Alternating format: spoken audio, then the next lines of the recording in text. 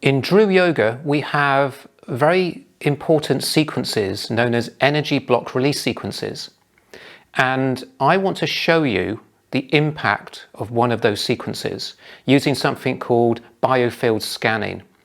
And so the biofield scanning is essentially a camera linked into some software, and it is able to look at essentially the energy of the body.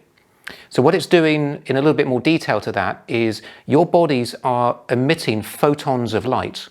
And as that light that's emitted from you interacts with the light around you, it creates what's called an interference pattern.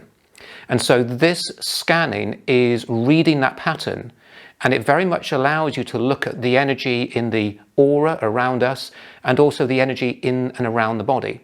And we've been able to use this as a way of assessing the impact of energy block release sequences. So here we have the two images.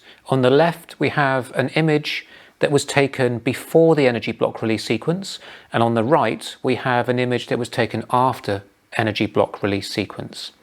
And essentially what we're looking for is, if we look on the left image, we can see an area here which is very congested in terms of this big patch of red which is pooling in that middle to lower back.